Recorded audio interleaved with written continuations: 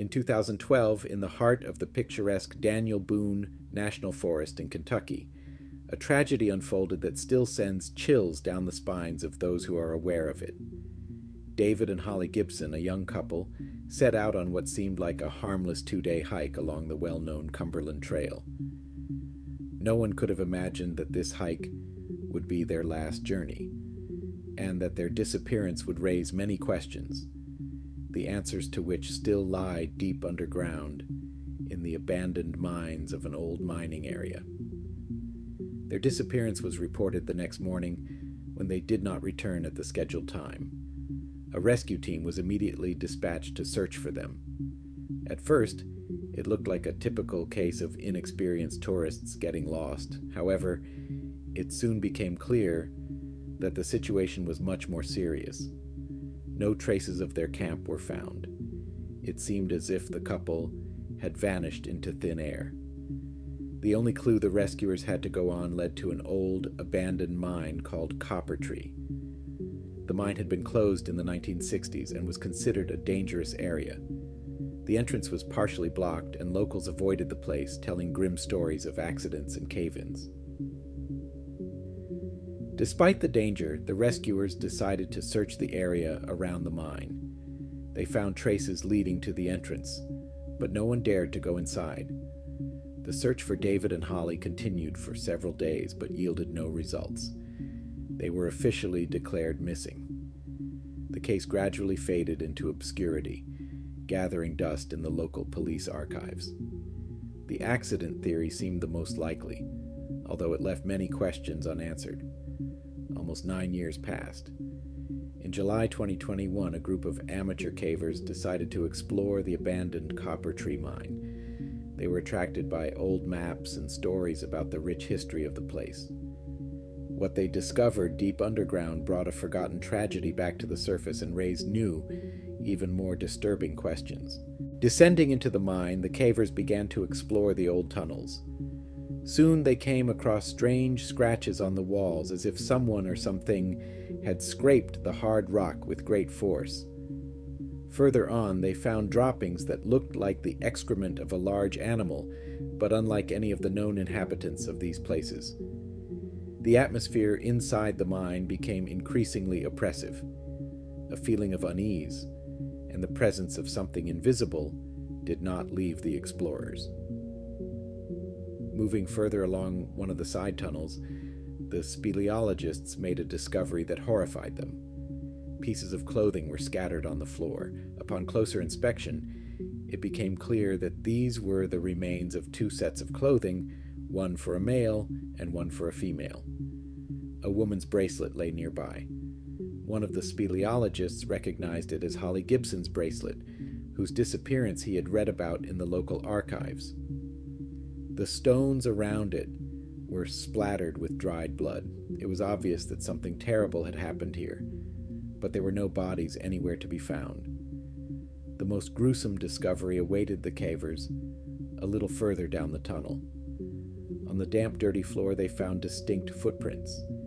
These were not human footprints or the prints of any known animal. They were long prints, similar to handprints, but much larger, about 30 centimeters long, with clearly distinguishable claws at the ends of the fingers. The tracks were arranged in such a way that it looked as if the creature had been moving on 4 limbs, leaning on these strange palms. The speleologists took photographs of their findings and immediately notified the police. When investigators and forensic experts arrived at the scene, they were shocked by what they saw.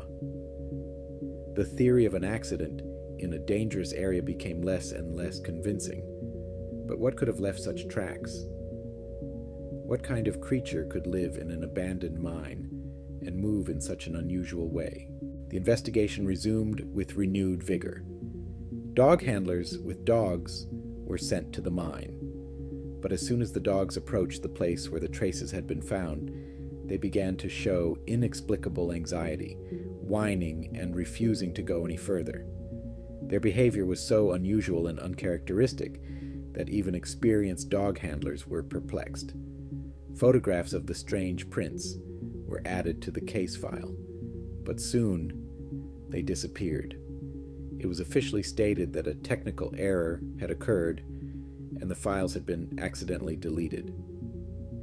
This caused confusion and raised initial suspicions that the authorities might be hiding something. Sometime later, a strange post appeared on the personal page of one of the police officers who had participated in the initial inspection of the mine in 2012.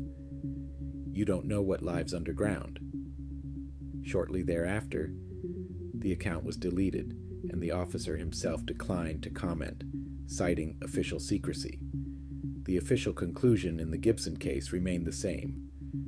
The tourists were declared dead as a result of an accident in a dangerous area.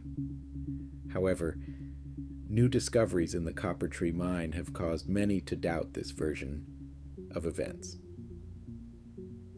Questions remain unanswered. What were the strange marks found in the mine? What kind of creature could have left them? And why are the authorities so reluctant to share information about these discoveries? The story of David and Holly Gibson has become one of the most mysterious and disturbing cryptid stories of our time, a chilling reminder that the darkest corners of our planet may hide secrets that are better left undiscovered. So, the official version is accident.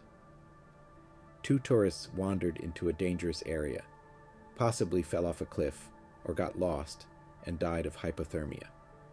It's a simple and logical explanation that would have satisfied everyone, had it not been for the discoveries in the Copper Tree Mine.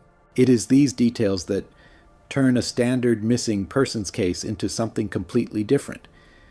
To understand the whole picture, you need to listen to the voices of those who have come face to face with this mystery. Mark Coleman, one of the cavers who descended into the mine in July 2021, agreed to talk to us on condition of anonymity. His voice still trembles when he thinks back to that day. "We weren't looking for trouble," he says. "It was just a hobby for us. The Copper Tree Mine was legendary among local explorers. It was old, deep, and almost untouched. The first few hundred meters were normal. Dust, the smell of dampness, collapsed supports. But then the air changed. It became heavy, and there was a smell. Not just mustiness, but something organic, animalistic, a very sharp, musky smell that made your throat tighten." Coleman and his group continued their descent. That's when they noticed the first oddities, deep scratches on the tunnel walls, about 1.5 to 2 meters high. They ran in groups of 3 or 4 parallel grooves. The geological hammer that one of the speleologists had with him left only a faint scratch on the rock. Whatever had left these marks was extremely powerful. "We thought it might be a bear," Mark continues. "Maybe a grizzly had wandered in for the winter. But the marks were too smooth, and there were no paw prints anywhere, just these grooves. The absolute horror began when they found the clothes. They were torn to shreds," says Coleman.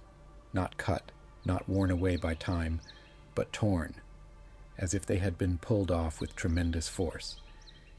Nearby we saw a bracelet, just lying in the dust.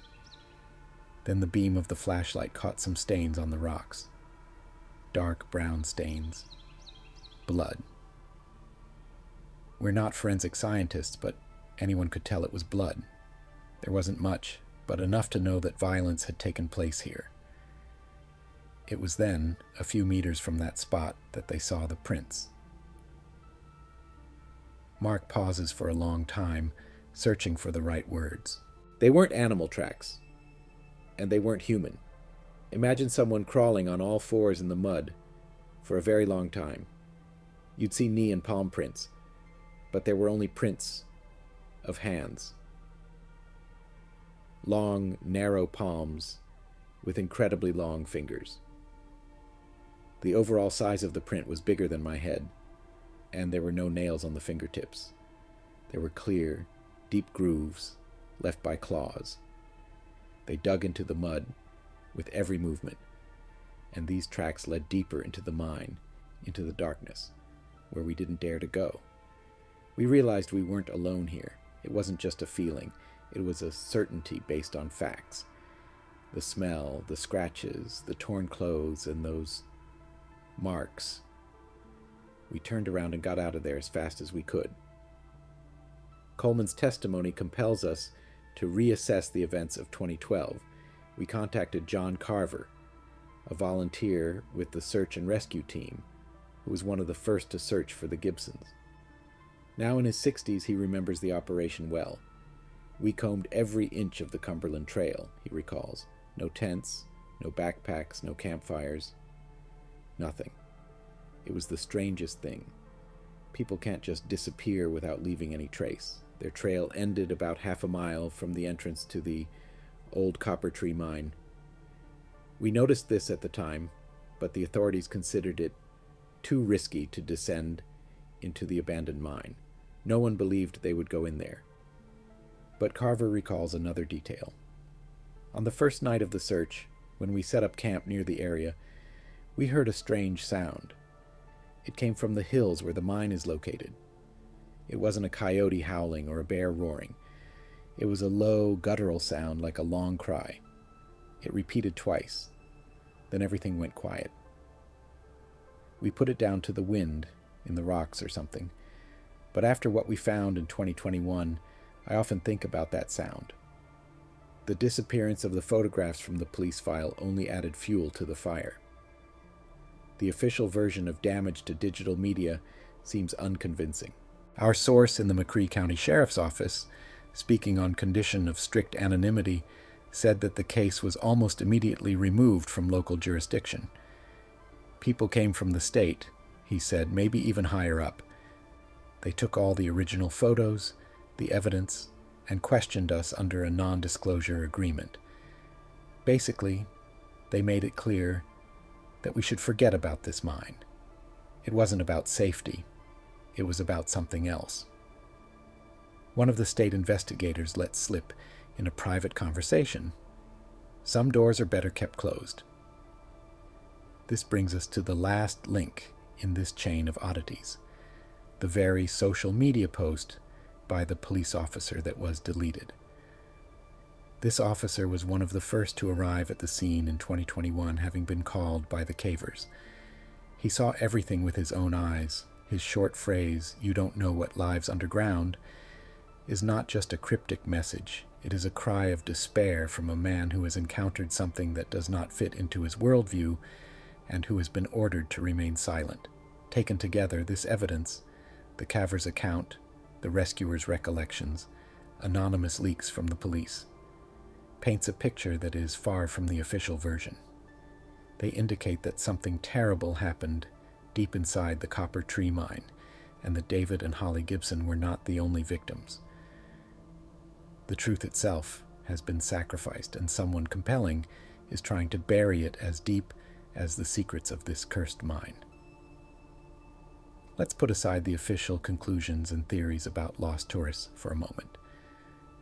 Let's focus on what was found in the copper tree mine and ask the central question: what kind of creature could have done this? Attempts to explain what happened using animals known to science have reached a dead end. The grizzly bear, the largest predator in these parts, has an entirely different paw structure and does not move by resting on its palms. Its tracks are unmistakable. The theory of a maniac or hermit living in the mine is quickly dismissed when one considers the size and shape of the prints. No genetic disorder or mutation could lengthen an adult's palm to 30 centimeters and equip it with claws capable of scratching stone. We turned to several biologists who agreed, on condition of anonymity, to analyze the available information, including descriptions of the footprints that had leaked online. Their conclusions sound like the script for a science fiction horror movie, but they are based on strict biological logic.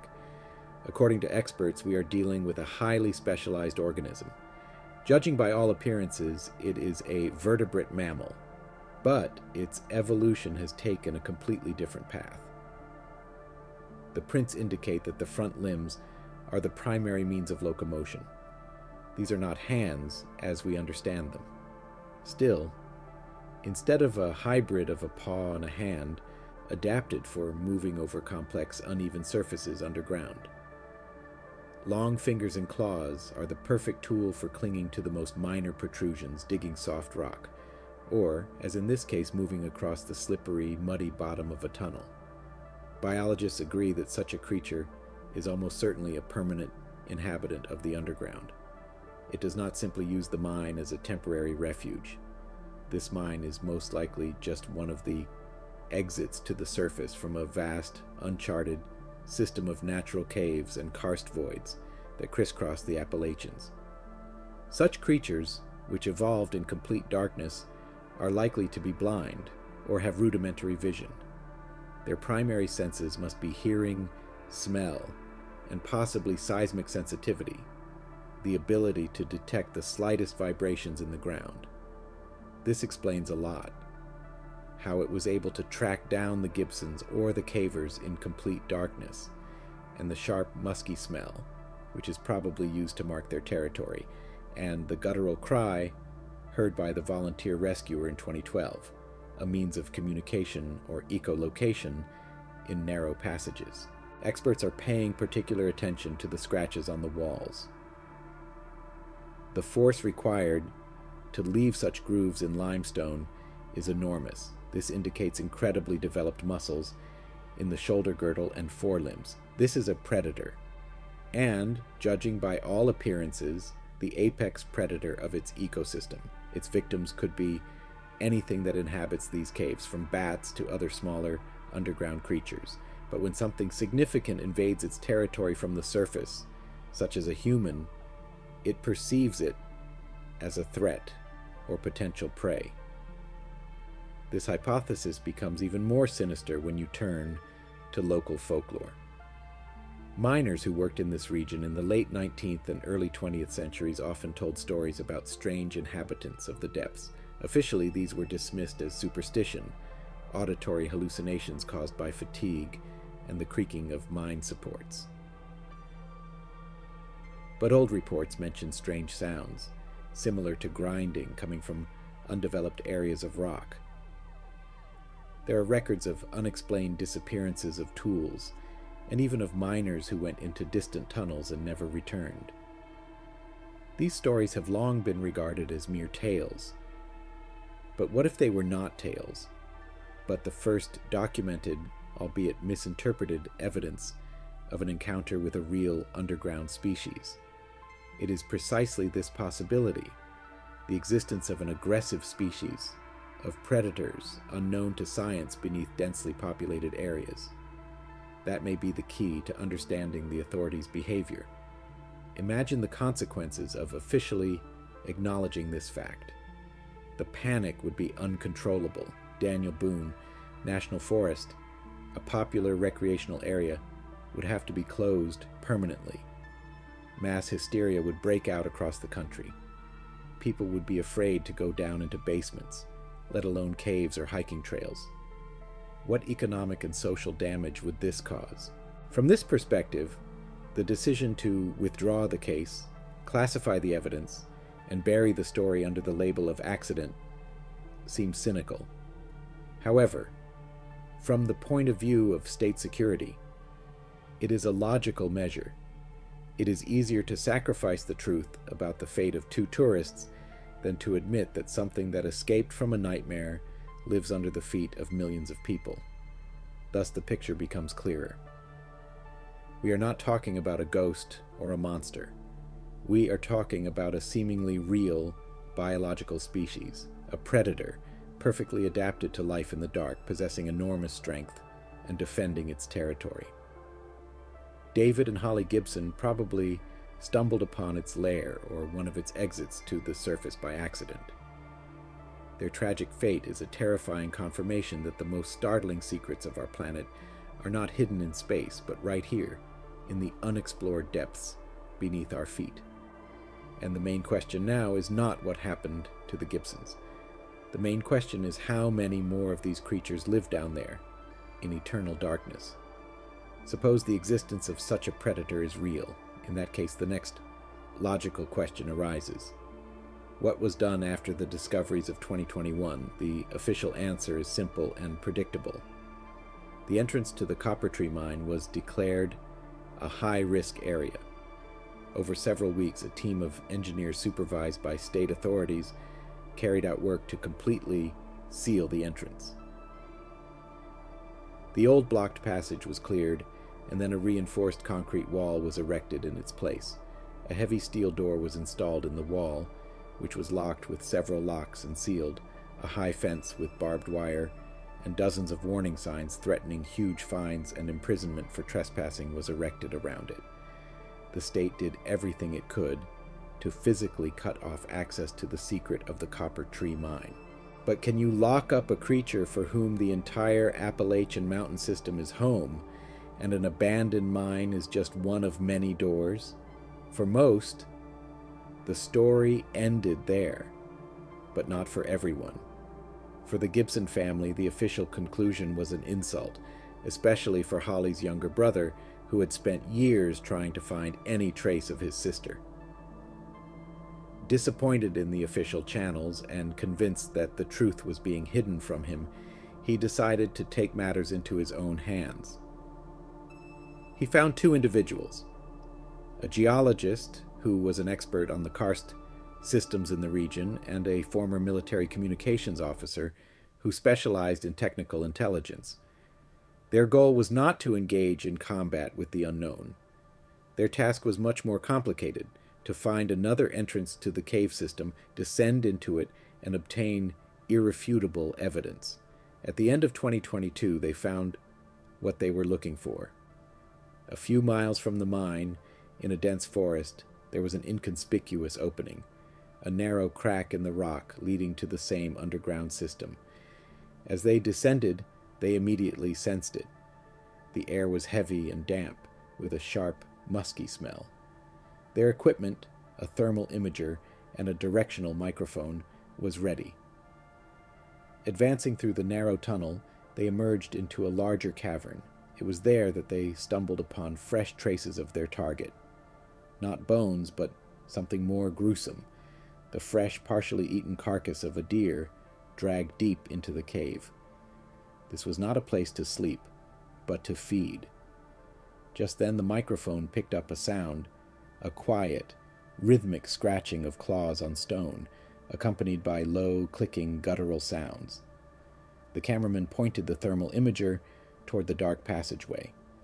A heat signature appeared on the screen. It wasn't a monster from a movie. It was an animal, large, elongated, moving on 4 limbs. Its anatomy was frighteningly functional: an incredibly massive shoulder girdle and front paws on which it rested, and a lighter rear end. Its head was small and low, almost level with its back. It moved smoothly but quickly, pulling its body forward with powerful front limbs. Its movement was unlike any known mammal. The creature stopped, its head slowly turned toward them. On the blurred screen of the thermal imager, they could see it freeze, clearly listening. It had detected them. In the next moment, not a cry, but a deep, vibrating roar came from the passageway, shaking the walls of the cave. It was not the mindless roar of a beast. It was a deliberate, territorial warning signal. The creature took a few slow, heavy steps toward them, scraping its claws against the rock. That was enough. All that could be heard on their audio recording was a muffled whisper. "Let's go." Quiet. "Let's go." And rapid breathing.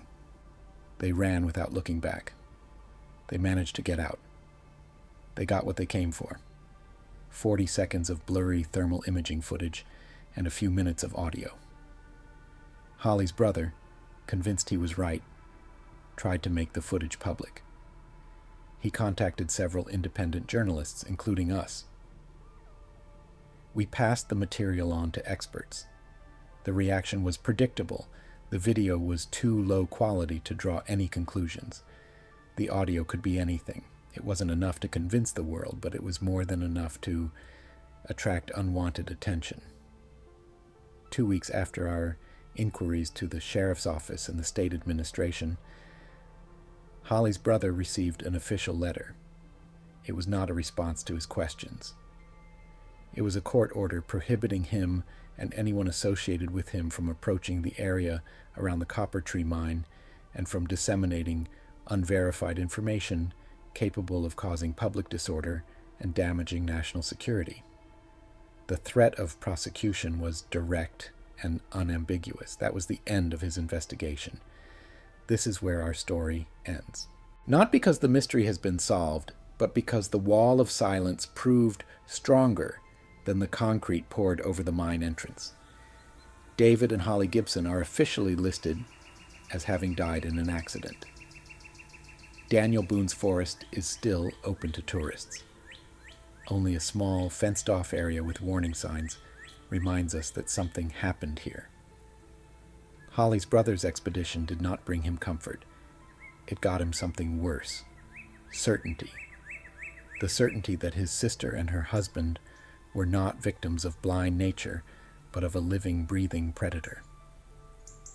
The horror of this story lies not only in the existence of this creature, but also in the cold, calculated decision of the authorities. They know. They know what lurks beneath the earth, and they have made a choice to sacrifice the truth for peace of mind. And while the official reports gather dust in the archives, deep in the eternal darkness beneath the mountains of Kentucky, the mystery lives on.